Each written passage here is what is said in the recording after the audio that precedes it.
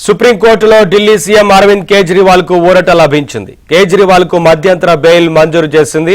ED కేసులో మాత్రమే supreme court మధ్యంతర బెయిల్ మంజూరు చేసింది.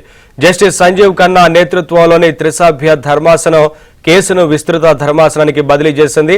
తన అరెస్టు అక్రమం అంటూ కేజ్రీవాల్ దాఖలు చేసిన పిటిషన్పై ఈ తీర్పు వెల్లడించింది ధర్మాసనం.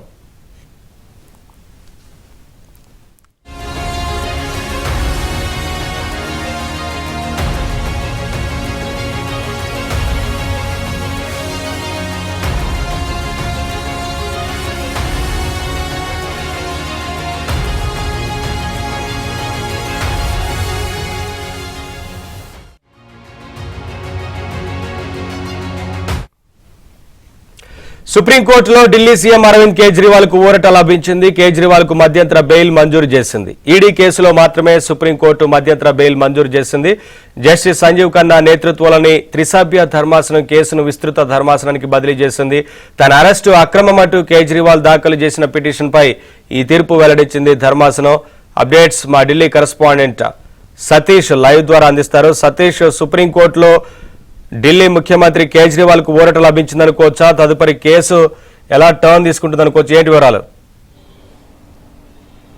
ఎస్ నవీన్, ఢిల్లీ లిక్కర్ కేసులో సీఎం కేజ్రీవాల్ కు కొద్దిమేర ఒక రకమైన ఊరట లభించిందని చెప్పాల్సి ఉంటుంది. అయితే ప్రధానంగా రెండు రకాలమైన పిటిషన్లు దాఖలయ్యాయి. ఒకటి ఈడీ కస్టడీలో ఆయనకు మధ్యంతర బెయిల్ మంజూరు చేశారు. మరోవైపు ఈడీ అరెస్టు సరైంది కాదు, అది ఈడీ అరెస్టు అక్రమం అంటూ వేసిన పిటిషన్ను జస్టిస్ సంజీవ్ ఖన్నా ధర్మాసనంలోని త్రిసభ్య ధర్మాసనం విచారించింది. విచారణ సందర్భంగా ఆయనకు మధ్యంతర బెయిల్ మంజూరు చేశారు, కేవలం ఈడీ కేసులో మాత్రమే. ఇక ఆయన అరెస్టు అక్రమమా సక్రమమా అనే అంశంలో ధర్మాసనం విస్తృత స్థాయి ధర్మాసనానికి కేసును రిఫర్ చేసింది. విస్తృత స్థాయి ధర్మాసనం త్వరలో ఈ కేసును విచారించబోతుంది. అయితే ఆయన యొక్క అరెస్టు అక్రమమా లేదా అనేది కూడా ఉండబోతుంది. అయితే ప్రధానంగా ఇటీవల కేజ్రీవాల్కి సంబంధించిన న్యాయవాదులు కూడా పెద్ద ఎత్తున వాదనలు వినిపించారు.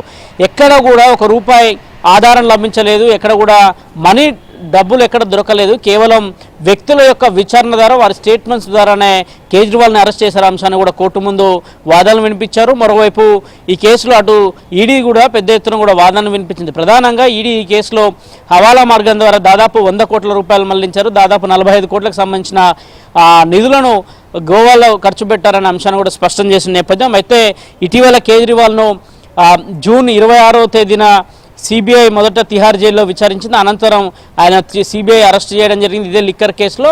ఆ కేసులో ప్రస్తుతం మాత్రం తిహార్ జైల్లోనే ఉండబోతున్నారు. అయితే ఈ రోజు మాత్రం ఆయనకి కొంత ఈడీ కేసులో మాత్రం ఊరట లభించింది.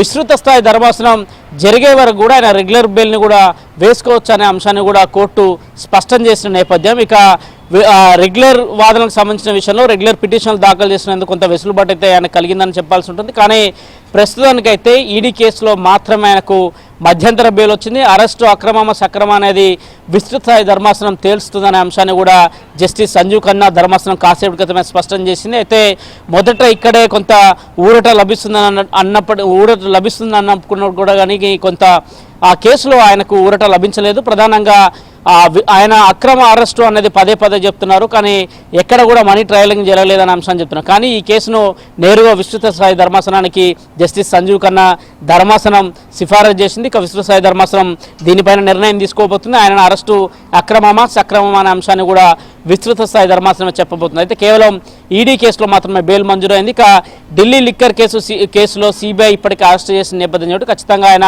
తిహార్ జైల్లో సిబిఐ కేసులో ఉండబోతున్నారు. అదేవిధంగా ఇటీవల ఈడీ ఒక ఛార్జ్షీట్ కూడా దాఖలు చేసింది. ఆ ఛార్జ్షీట్కి సంబంధించిన అంశంలో కూడా ఈరోజు ఆయన కోర్టుకు హాజరు కావాల్సింది కూడా judge Kaveri Baweja trial court కూడా ఇప్పటికే ఆయనకు ఆదేశాలు జారీ చేసిన నేపథ్యం. మరోవైపు ఆ కేసులో కూడా ఈరోజు ట్రయల్ కోర్టుకు హాజరు కాబోతున్నారు. కేవలం ఈడీలో మాత్రమే ఆయన కొంత ఊరట లభించింది. ముఖ్యంగా సిబిఐ కేసుకు సంబంధించిన విషయంలో మాత్రం కొంత ఊరట లభించలేదు. సిబిఐ కేసుకు సంబంధించిన అంశంలో కూడా మరోసారి ఆయన సుప్రీంకోర్టు తలుపులు తడతారా లేదా అనేది కూడా వేచి చూడాల్సి ఉంటుంది. Naveen, thank you Satish. The court has examined aspects of section 19 of requirement of arrest under the PMLA. There were certain legal issues which arose from that, which especially in the context of whether there is a requirement of necessity of arrest in addition to the requirement of section 19 which are stipulated in that section.